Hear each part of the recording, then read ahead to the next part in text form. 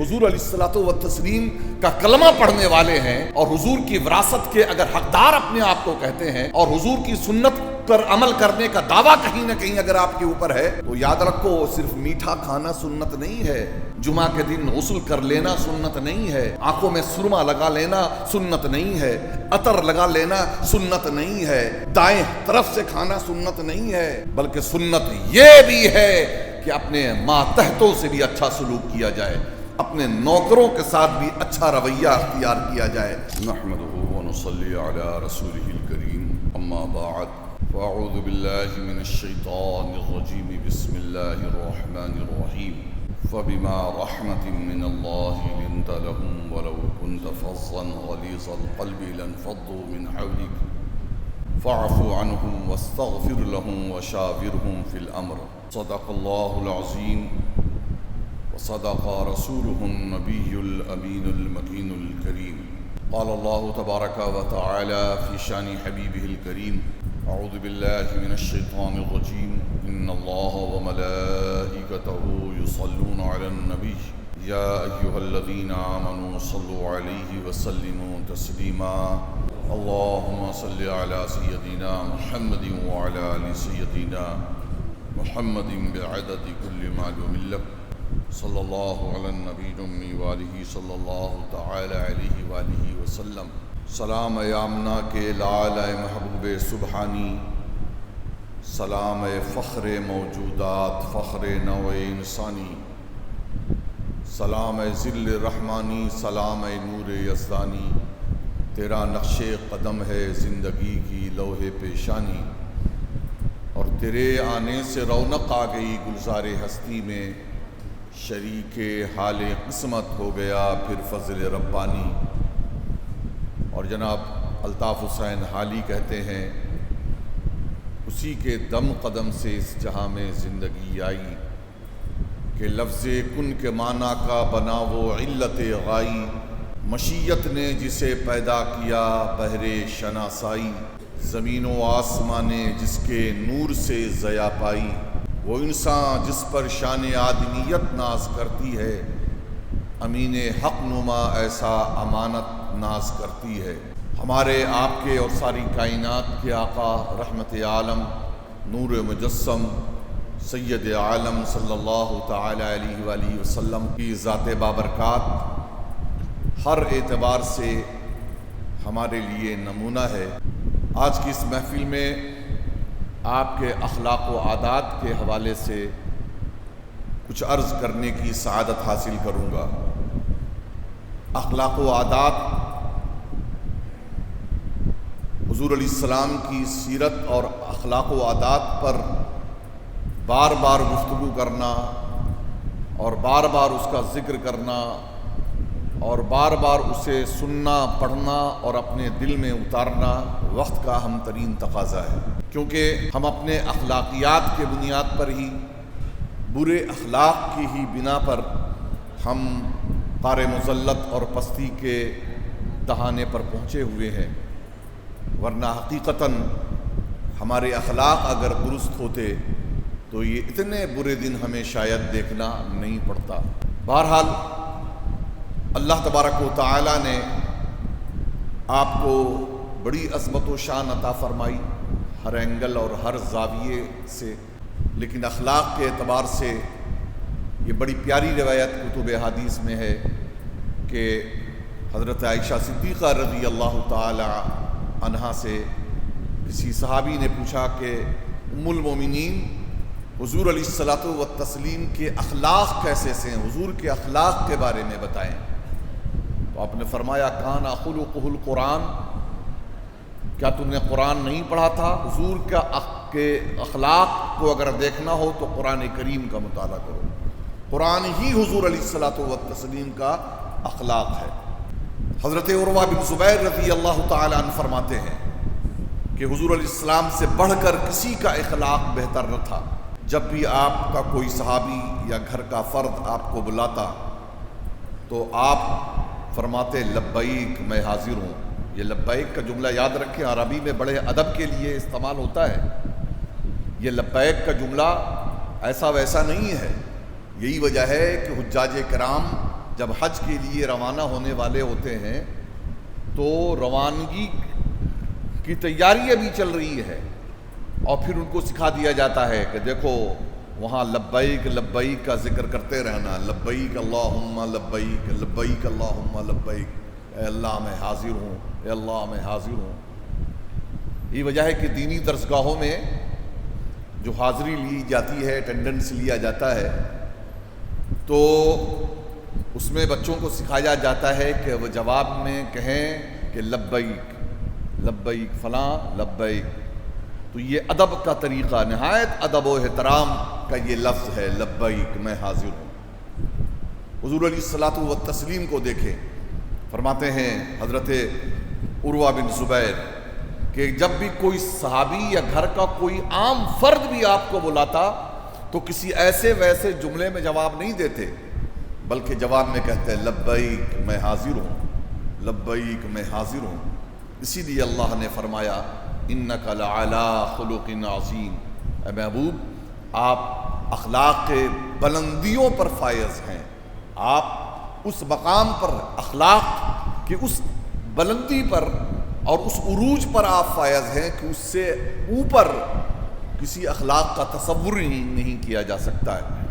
حضرت خارجہ بن زید رضی اللہ تعالیٰ عنہ سے روایت ہے،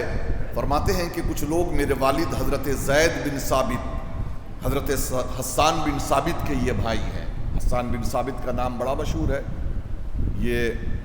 حضور علیہ الصلوۃ والتسلیم کے مدح و شان اور حضور کی نعتیں بیان کرنے والے، پڑھنے والے تھے۔ ان کے بھائی یہ ہیں زید بن ثابت، کے پاس آئے اور کہا کہ ہمیں حضور علیہ السلام کے اخلاق کے متعلق کچھ بتائیے۔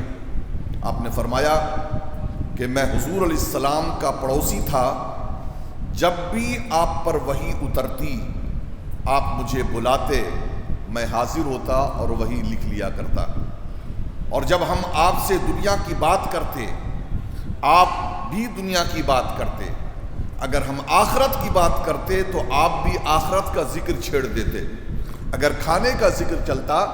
تو آپ ہمارے ہم نوا ہوتے، اور میں ان سب معاملات میں آپ کی احادیث تمہیں بتلا سکتا ہوں، ان سب معاملات میں حضور علیہ السلام کی کیا احادیث میں تمہیں بتلا سکتا ہوں۔ سبحان اللہ۔ یاد رکھیں، کوئی بندہ اگر ایک طرح کی بات کرتا ہے نا تو لوگ اس سے بور ہو جاتے ہیں کہ پہنچے آپ تو ہمیشہ خشک مزاج، زمین کے اوپر کی یا تو بات کرتے ہیں یا تو زمین کے نیچے کی بات کر رہے ہیں، صاحب یا تو جنت دوزخ کی بات کرتے ہیں یا تو قبر میں جانے کی بات کر رہے ہیں، تو لوگ ایسے لوگوں سے گھبرا جاتے ہیں۔ حقیقتاً اصل داعی وہ ہے اور اصل با اخلاق اور لوگوں کو اپنی طرف کھینچ کر اپنا گرویدہ بنانے والا شخص وہ ہے کہ دین کی بات تو کرے ہی کرے، لیکن ساتھ ہی ساتھ سامنے والے کے مزاج و طبیعت کا بھی خیال رکھے۔ اگر وہ کھانے سے دلچسپی رکھتا ہے، کھانے سے متعلق بات کرتا ہے، تو اس کی طبیعت کے مطابق کچھ باتیں کی جائیں تاکہ اس کو وہاں سے کچھ ذوق حاصل ہو سکے، کچھ اس کی طبیعت کو فرحت مل سکے۔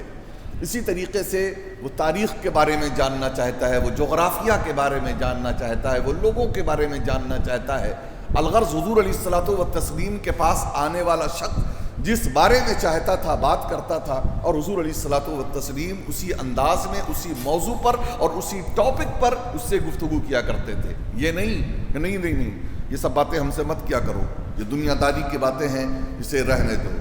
یہ خشک زاہدی ہے۔ یہ اس کی وجہ کر ایسی دینداری کی بنیاد پر ایسے دینداروں سے لوگ بدظن ہو جاتے ہیں، دور ہو جاتے ہیں۔ دیندار حقیقی معنوں میں اور دین کا پیغام پہنچانے والا بندہ وہی ہے کہ جو ہر طرح کی بات کرے اور آنے والا بندہ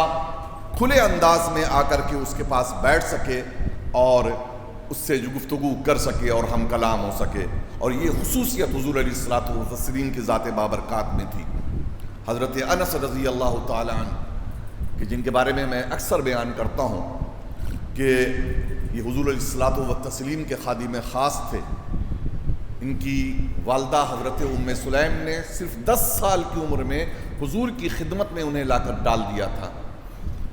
حضور علیہ السلام کا دریائے لطف و کرم ایک بار اپنی جولانیوں پر تھا، اس خنتر صبح میں کوئی غلام لونڈی یا بچہ آپ کو کہیں سے پانی لانے کے لیے کہتا تو حضرت انس روایت کر رہے ہیں، یہ جو خادم خاص ہیں حضور کے ساتھ رہے تھے، کہ ٹھنڈی صبح میں بھی اگر کوئی بچہ بھی آپ کو پانی لانے کے لیے کہتا تھا تو حضور کا حال یہ ہوتا تھا کہ آپ پانی لے آتے تھے، اس کا چہرہ دھلوا دیتے تھے۔ کوئی شخص آپ سے سوال کرتا تو آپ اس کی طرف کان لگا کر توجہ کے ساتھ سنا کرتے تھے۔ یہ بڑی باریک بات ہے، کوئی آپ سے کہہ رہا ہے لیکن آپ اس کی بات کی طرف توجہ ہی نہیں دے رہے ہیں، اس کی طرف آپ کا دھیان ہی نہیں ہے، یہ حضور کی سنت کے خلاف ہے۔ کوئی ایک عام سا بندہ بھی اپنی بات حضور کے سامنے رکھتا تھا، حضور پوری توجہ کے ساتھ کان لگا کر سنتے اور اس کو تسلی بخش اور تشفی بخش جواب دیا کرتے تھے، اور جب تک وہ اپنی بات مکمل نہیں کرتا تھا آپ توجہ نہیں ہٹاتے تھے، اور اگر کوئی آپ کا ہاتھ پکڑنا چاہتا تو آپ بلا تکلف پکڑا دیتے، اور جب تک وہ خود نہ چھوڑتا آپ نہ چھوڑواتے۔ آپ نے وہ واقعہ سنا ہوگا کہ مدینہ کی ایک پاگل عورت ہے جس کو کوئی خاطر میں لانے کے لیے تیار نہیں ہے، اور اس کا حال یہ ہے کہ وہ بوڑھی پاگل عورت آقا کریم صلی اللہ تعالی علیہ وسلم کا ہاتھ پکڑتی ہے اور مدینہ کی گلیوں میں گھماتی رہتی ہے، اور حضور علیہ السلام اس دیوانی عورت کی دلجوئی کے لیے مدینہ کی گلیوں میں گھومتے رہتے ہیں۔ آخر میں وہی تھک گئی اور حضور علیہ السلام کو چھوڑا۔ آقا کریم صلی اللہ علیہ وسلم نے فرمایا، جب تجھ کو جس چیز کی ضرورت ہو میں محمد تیری خدمت کے لیے حاضر ہوں۔ سبحان اللہ، یہ حضور علیہ الصلوۃ والتسلیم کا یہ وہ اخلاق تھا کہ جس نے بڑے بڑے دشمنوں کو بھی اپنا گرویدہ بنا لیا۔ حضرت جعفر بن محمد اپنے باپ سے روایت فرماتے ہیں کہ حضور علیہ السلام جب آئینہ دیکھتے تو یہ دعا پڑھتے، الحمدللہ حسن خلقی و حسن خلقی، کہ اللہ میرے جس طریقے سے تو نے میرے چہرے کو خوبصورت بنایا ہے میرے اخلاق کو بھی حسین اور خوبصورت بنا دے۔ یہی وجہ ہے کہ بعض جگہ آپ دیکھیں گے کہ آئینے پر یہ دعا لکھی ہوتی ہے، اللہم حسن خلقی و حسن خلقی، اے اللہ جس طرح حسین تو نے میرا چہرہ بنایا ہے اتنا ہی حسین میرے اخلاق بھی بنا دے۔ اس سے یہاں پر یہ سبق ملتا ہے کہ چہرے کا حسین ہونا یہ کمال کی بات نہیں ہے، حقیقتاً اخلاق کا حسین ہونا یہ کمال کی بات ہے۔ آپ دیکھیں گے کہ بہت سارے ایسے ہیں جو بڑے حسین و جمیل ہیں لیکن اخلاق اچھا نہیں ہے تو لوگ اس کی طرف تکنا پسند نہیں کرتے ہیں، اور کتنے ایسے ہیں کہ ہیں تو کالے کلوٹے، چہرے پر کوئی رونق نہیں ہے اور کوئی بظاہر اگر دیکھے تو خاطر میں نہ لائے، لیکن اپنے اخلاق اور کردار کی بنیاد پر اس نے لوگوں کے دل جیت رکھے ہیں اور نہ جانے کتنے لوگ اس کے گرویدہ ہیں۔ تو حقیقتاً کمال پیارے چہرے کی خوبصورتی میں نہیں ہے، اخلاق کی خوبصورتی میں ہے۔ اللہ تبارک و تعالی نے اپنے محبوب کو با اخلاق بھی بنایا، یعنی جمال کی خوبصورتی بھی عطا فرمائی، چہرے کی خوبصورتی بھی عطا فرمائی اور اخلاق کی خوبصورتی بھی عطا فرمائی۔ اللہ کاش ہمیں حضور علیہ الصلوۃ والتسلیم کے اخلاق کا صدقہ عطا فرما دے اور اچھے اخلاق ہم اپنا لیں۔ عزیزان محترم، حضرت انس رضی اللہ تعالی عنہ ہی روایت فرماتے ہیں، اور بہت ساری ایسی روایت ہیں کیونکہ حضرت انس سفر و حضر میں حضور کے ساتھ رہنے والے تھے۔ اندرون خانہ جب کوئی نہ ہوتا تھا وہ حضرت انس ہوا کرتے تھے۔ حضرت انس کی روایتیں ایسی ہیں جو روایت کسی سے مروی نہیں ہے، ظاہر ہے کہ انس کے سوا کوئی نہیں گھر کے اندر۔ یہ وجہ ہے کہ بعض ازواج مطہرات سے ہونے والے گفتگو اور اندر کے جو اعمال ہیں، گھر کے جو حالات تھے، اس کو بھی حضرت انس نے نقل فرمایا ہے۔ فرماتے ہیں کہ میں حضور علیہ السلام کی خدمت میں 10 سال رہا، 10 سال کی عمر میں آئے اور 10 سال رہے، 20 سال کی عمر تک یعنی جوانی تک۔ فرماتے ہیں میں 10 سال تک رہا اور کبھی ایک بار بھی حضور علیہ الصلوۃ والتسلیم آپ نے مجھے اف تک نہ کہا، اف تک نہ کہا، کبھی یہ نہیں کہا کہ تو نے یہ کام کیوں نہیں کیا اور وہ کام کیوں نہیں کیا، اور ہمیشہ محبت کے ساتھ پیش آتے رہے۔ آج اللہ نے جنہیں تھوڑا پیسہ اور دولت عطا کر دی ہے تو وہ اپنے خادموں کو اور اپنے نوکروں کو اور اپنے ماتحتوں کو اپنا غلام سمجھتے ہیں اور وہ دور جاہلیت کی یاد تازہ کرا دیتے ہیں۔ مجھے سخت الرجی ہوتی ہے بعض ایسے لوگوں کے پاس جا کر، جب میں دیکھتا ہوں کہ وہ تو صاحب گدے پر بیٹھے ہوئے ہیں ٹیک لگا کر، یا صوفے سیٹ پر بیٹھے ہوئے ہیں، اور ان کا ماتحت جو ہے وہ ہاتھ باندھ کر ان کے سامنے کھڑا ہوا ہے۔ بعض پیروں کو بھی میں نے دیکھا ہے کہ پیر صاحب بیٹھے ہوئے ہیں ٹھاٹھ سے، اور مریدین ہاتھ باندھ کر جو ہے وہ کھڑے ہوئے ہیں، اور پیر صاحب کو ایک بار یہ توفیق حاصل نہیں ہوئی ہے کہ وہ اپنے مرید کو کہہ دیں کہ بیٹا تو بھی بیٹھ جا، کھڑا کھڑا تھک گیا ہوگا، کیوں کھڑا ہوا ہے۔ یہ عجیب و غریب مزاج ہو کر رہ گیا ہے۔ یاد رکھیں کہ حضور علیہ الصلوۃ والتسلیم کا کلمہ پڑھنے والے ہیں، اور حضور کی وراثت کے اگر حقدار اپنے آپ کو کہتے ہیں، اور حضور کی سنت پر عمل کرنے کا دعویٰ کہیں نہ کہیں اگر آپ کے اوپر ہے، تو یاد رکھو صرف میٹھا کھانا سنت نہیں ہے، جمعہ کے دن غسل کر لینا سنت نہیں ہے، آنکھوں میں سرما لگا لینا سنت نہیں ہے، عطر لگا لینا سنت نہیں ہے، دائیں طرف سے کھانا سنت نہیں ہے، بلکہ سنت یہ بھی ہے کہ اپنے ماتحتوں سے بھی اچھا سلوک کیا جائے، اپنے نوکروں کے ساتھ بھی اچھا رویہ اختیار کیا جائے، اپنے خادموں کے ساتھ بھی خوش اسلوبی کے ساتھ پیش آیا جائے۔ آقا کریم صلی اللہ تعالی علیہ وسلم نے حضرت سیدنا غلام جو ہیں حضرت بلال حبشی، وہ کیسے غلام ہیں، ان کی غلامی کے بارے میں سارے لوگ جانتے ہیں۔ حال یہ ہے کہ انہیں خرید کر آزاد کرواتے ہیں، اور اس انداز میں ان کو پرموٹ کرتے ہیں، اس انداز میں پرموٹ کرتے ہیں کہ زمانہ ان کی عظمت کو سلام کرنے لگتا ہے، اور حضرت عمر جیسے سیدنا بلال کو اپنا آقا کہتے ہیں، آقا بلال، اور بلال آتے ہیں تو سیدنا عمر کھڑے ہو کر ان کا استقبال کرتے ہیں۔ مجھے کہہ لینے دو کہ حضرت عمر نے کھڑے ہو کر، بلال کے آنے پر کھڑے ہو کر جو ان کا استقبال کیا ہے، یہ تصور کس کا دیا ہوا ہے؟ یہ آقا کریم صلی اللہ تعالی علیہ وآلہ وسلم کا دیا ہوا ہے۔ جی ہاں،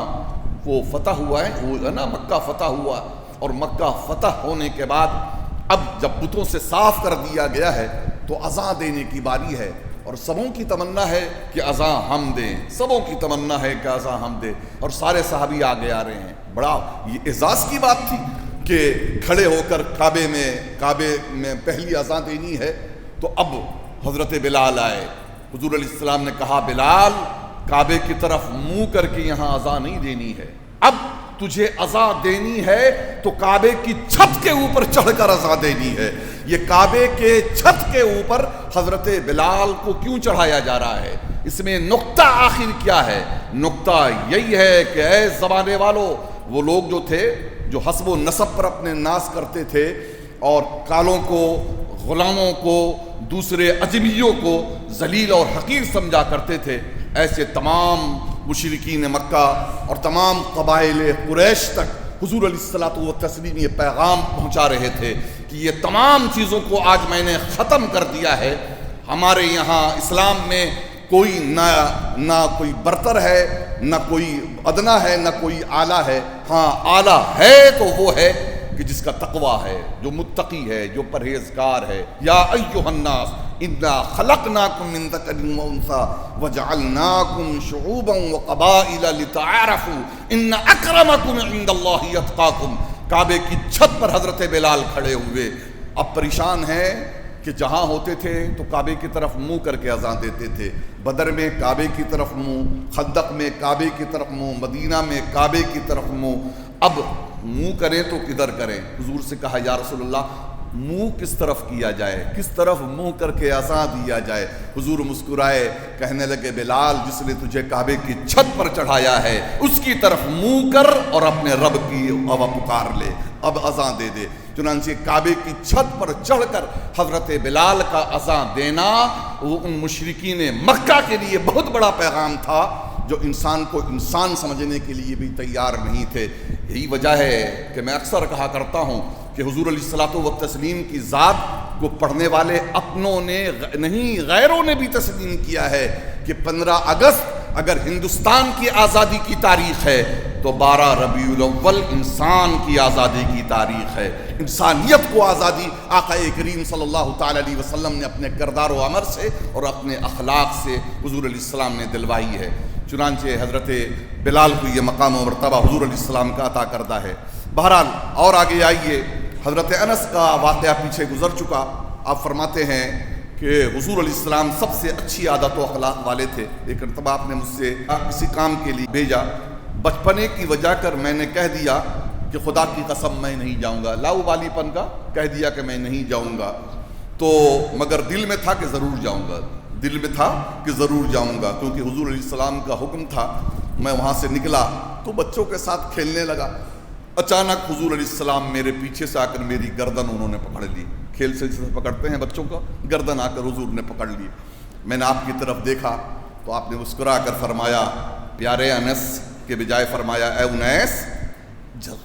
یہ جو تصغیر کا صیغہ ہے، یہ جبھی جو ہے کسی وجہ کر خاص نوعیت کی بنیاد پر کبھی بولا جاتا ہے، تو فرمایا کہ اے انیس، جب میں نے تجھے بھیجا تھا گیا نہیں، میں نے عرض کیا کہ حضور میں اب جا رہا ہوں، حضور میں اب جا رہا ہوں۔ یعنی اس وقت بھی آقا کریم صلی اللہ تعالیٰ علیہ وسلم نے اپنی ناراضگی کا اظہار نہیں فرمایا۔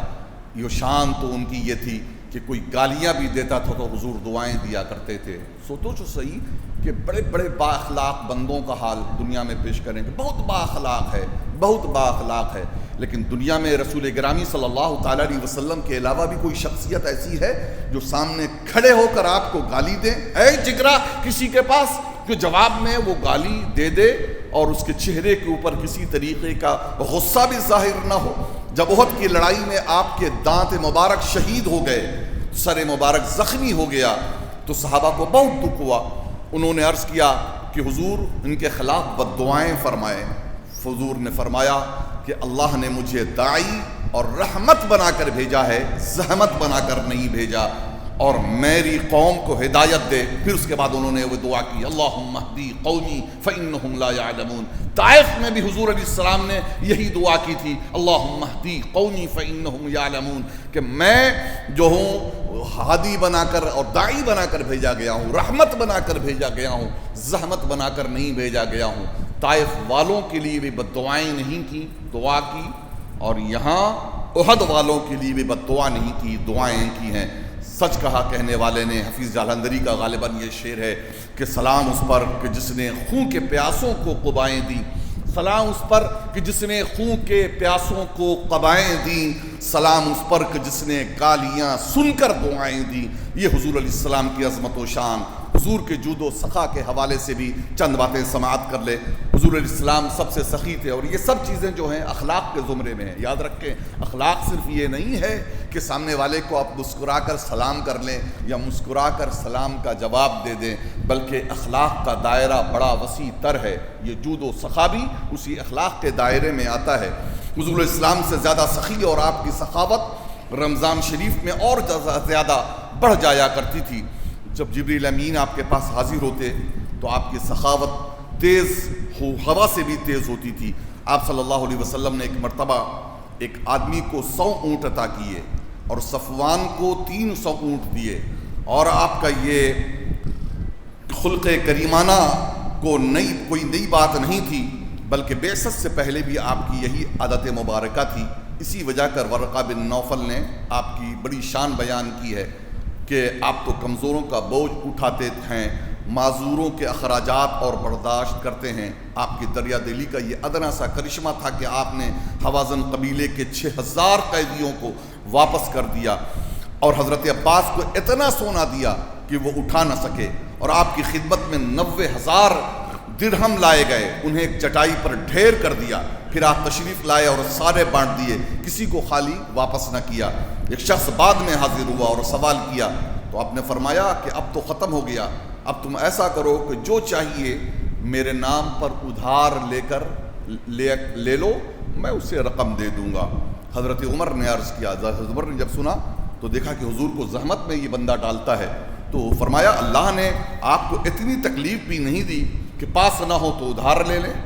تو آپ نے حضرت عمر رضی اللہ تعالی عنہ کی بات کو پسند نہیں کیا، اگرچہ انہوں نے سرکار کی تکلیف کا احساس کرتے ہوئے یہ بات کہی تھی۔ ایک انصاری صحابی تھے، انہوں نے عرض کیا کہ یا رسول اللہ آپ دل کھول کر خرچ کریں اور عرش والے سے کسی تنگی کا خوف نہ کرے۔ حضور علیہ السلام اس کی بات سن کر مسکرا اٹھے، یعنی یہاں پر حضرت عمر کی بات رد کر دی گئی، اور ایک عام صحابی نے جو آپ کے مزاج و طبیعت کے مطابق جب بات کی ہے تو حضور علیہ السلام اس کی بات سن کر کے خوش ہو گئے۔ حضرت معاذ بن افرا سے روایت ہے کہ میں نے ایک طباق کھجور اور ایک لکڑی تحفے کے طور پر آپ کی خدمت میں پیش کی، تو آپ نے لب بھر کر، لب کہتے ہیں وہاں ایک جو ہے وہ تولنے کا ایک آلہ کہہ لیں، جس طریقے سے ہمارے یہاں ترازو ہوتا ہے، سونا اور زیورات مجھے عطا فرمائے۔ حضرت انس فرماتے ہیں کہ حضور علیہ السلام کل کے لیے کچھ بچا کر نہیں رکھتے تھے، جو آ جاتا تھا وہ سب کو تقسیم کر دیا کرتے تھے۔ حضرت ابو ہریرہ رضی اللہ تعالیٰ عنہ فرماتے ہیں کہ ایک شخص آپ کی خدمت میں سوال کیا تو آپ نے اسے نصف وسع عطا فرمائے۔ اتنے میں ایک شخص نے آ کر اس سے اپنی رقم کا تقاضا کیا تو آپ نے فوراً اس کو ایک وسق پورا ہی دے دو، فرمایا اس کو پورا ہی دے دو تاکہ آدھے وسق سے قرض ادا کر دے اور آدھا اپنے پاس لے لے۔ الغرض قطرہ مانگے جو کوئی تو اسے دریا دے دے۔ قرآن حکیم میں فرمایا گیا وَأَمَّا السَّائِلَ فَلَا تَنْهَرْ، کوئی بھی سوالی آئے تو اس کو جھڑک کر خالی نہ بھیج دیں۔ یہ حضور علیہ السلام کو اللہ نے فرمایا، لیکن حقیقتاً یہ قیامت تک کے اپنے بندوں کے لیے حضور کے ذریعہ اللہ کا پیغام تھا کہ کوئی سوالی اگر آ جائے تو اسے عطا کر دو، بلکہ یہ کہا گیا نہیں دے سکتے ہیں معذرت کر لے، لیکن جھڑک کر دروازے سے کسی کو بھگانا یہ کوئی اچھی بات نہیں ہے۔ تو مطلق سائل نے فرمایا کیونکہ دوسرے سخیوں سے مانگنے والا صرف گدا ہوتا ہے، اور اس در کے مانگتے جہاں گدا ہوتے ہیں وہاں شہنشاہ بھی ہوتے ہیں۔ منگتے تو منگتے ہیں کوئی شاہوں میں دکھا دو جس کو میری سرکار سے ٹکڑا نہ ملا ہو۔ انشاءاللہ تبارک و تعالی اللہ نے موقع دیا تو حضور کے اخلاق و سیرت کے حوالے سے یہ سلسلہ چلتا رہے گا، کیونکہ یہ ایک ایسا موضوع ہے کہ اس پر بیان کیا جاتا رہے، بیان کرنے والی کی طبیعت بھی نہیں سیر ہوتی ہے، اور یقیناً سننے والا بھی دل سے محبت کے دل و دماغ کے ساتھ اگر سنتا ہے تو اس کا دل بھی سیر نہیں ہوتا۔ لیکن وقت اب اس بات کی اجازت نہیں دیتا کہ میں اپنی گفتگو کو آگے بڑھاؤں، اس لیے میں یہیں پر اپنی گفتگو ختم کرتا ہوں۔